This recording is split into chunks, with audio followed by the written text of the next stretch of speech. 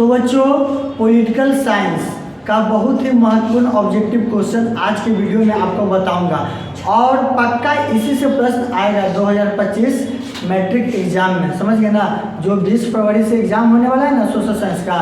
कल हम हिस्ट्री का बताए थे, आज पॉलिटिकल का है। इसके बाद वाले वीडियो में आपको ज्योग्राफी बता देंगे, फिर इकोनॉमिक्स और फिर आपदा प्रबंधन। तो एसएसटी कंप्लीट हो जाएगा। वीडियो को पूरा देखिएगा, बहुत ही चुनिंदा प्रश्न है, चुन चुन के लाए हैं और उम्मीद है कि इससे आएगा ही आएगा। ठीक है बच्चों, तो ध्यान दीजिएगा बच्चों। इधर पहला प्रश्न क्या है, बिहार में संपूर्ण क्रांति का नेतृत्व किसने किया था? तो इसका जवाब हो जाएगा जयप्रकाश नारायण। ठीक है, संपूर्ण क्रांति का नेतृत्व बिहार में किसने किया था? जयप्रकाश नारायण ने। कौन सी सरकार सबसे अच्छी मानी जाती है? तो वो लोकतांत्रिक सरकार जो है ना सबसे अच्छी मानी जाती है। ठीक है, लोकतांत्रिक सरकार सबसे अच्छी सरकार मानी जाती है। तीसरा नंबर प्रश्न है, लोकतंत्र के मार्ग में सबसे बड़ी बाधा क्या है? लोकतंत्र के रास्ता में, मार्ग मतलब रास्ता में सबसे बड़ी बाधा क्या है बाबू? अशिक्षा। समझ गए ना, अशिक्षा जो है सबसे बड़ी बाधा है। क्षेत्रवाद की भावना का एक कुपरिणाम क्या है? तो क्षेत्रवाद की भावना का एक कुपरिणाम हो जाएगा अलगाववाद। क्या हो जाएगा? अलगाववाद। अगला प्रश्न है, भारत में किस प्रकार के लोकतंत्र की व्यवस्था है? तो वह भारत में अप्रत्यक्ष लोकतंत्र है। कैसा लोकतंत्र है?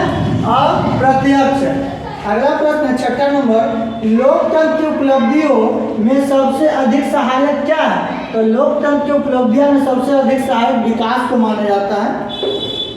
भारत में वोट देने की न्यूनतम आयु कितना होना चाहिए? 18 वर्ष। भारत में वोट देने की न्यूनतम आयु कितना होगा बाबा? 18 वर्ष।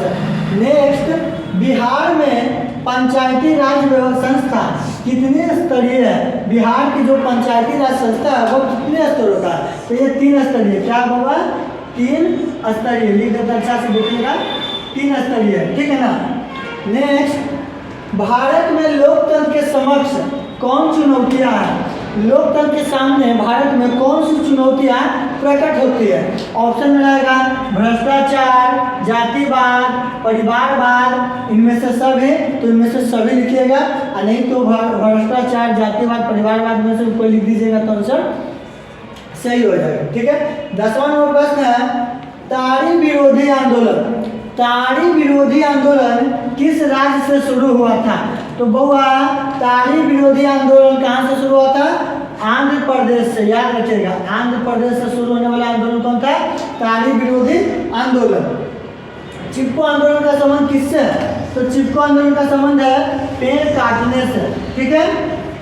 12 नंबर प्रश्न है, सूचना के अधिकार संबंधित कानून कब बना? तो सूचना का अधिकार संबंधित कानून बना था 2005 में। 13 नंबर प्रश्न है, सूचना के अधिकार आंदोलन की शुरुआत कहाँ से हुई? तो सूचना के अधिकार आंदोलन का शुरुआत हुआ था बच्चा राजस्थान से। ठीक है ना, इसको नोट कर लीजिए, आप लोग स्क्रीनशॉट ले लीजिए, फिर हम 14 नंबर से आपको बताएंगे। स्क्रीनशॉट ले लीजिए बढ़िया से। आप तो देखिएगा बच्चा, 14वां प्रश्न क्या है, भारत में 1977 में किस पार्टी को जीत मिला था? 1977 में भारत के जो चुनाव हुआ था, आम चुनाव, उसमें जीता था कौन सा पार्टी? तो इसका जवाब हो जाएगा भारतीय जनता पार्टी। ठीक है ना। 15 नंबर प्रश्न है, राजनीतिक दल का आशय क्या है? राजनीतिक दल का आशय बउआ व्यक्तियों के समूह से है। क्या हो जाएगा इसका जवाब? व्यक्तियों के समूह से। 16 नंबर प्रश्न है, राजनीतिक दल का नींव सर्वप्रथम कहाँ पड़ी? तो राजनीतिक दल का नींव सबसे पहले पड़ी थी, उस देश का नाम है ब्रिटेन। क्या हो जाएगा? ब्रिटेन।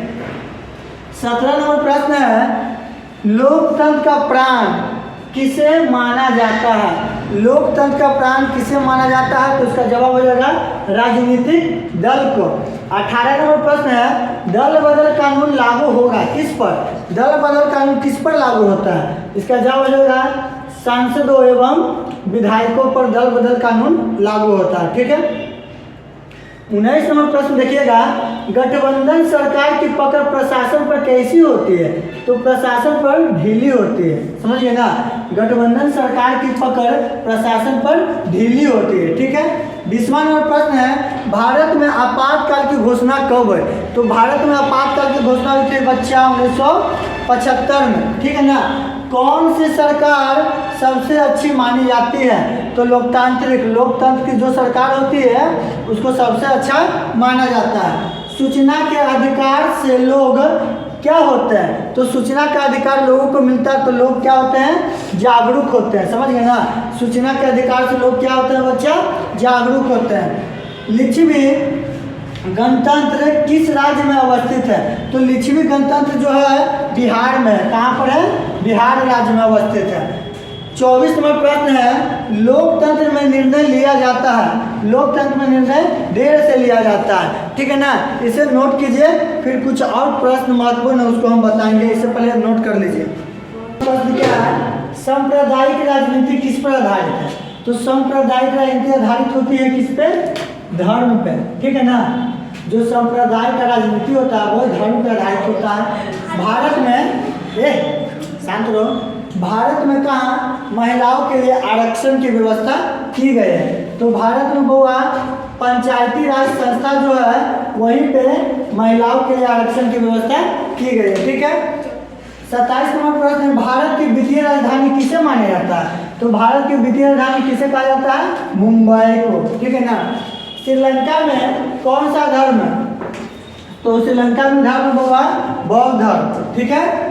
और 29 नंबर प्रश्न, नेपाल में अब क्या है? नेपाल में अब भी वहाँ का शासन व्यवस्था कैसा है? लोकतांत्रिक है, लोकतंत्र पर आधारित है। लोकसभा में निर्वाचन है तो कुल सीटों की संख्या कितना है?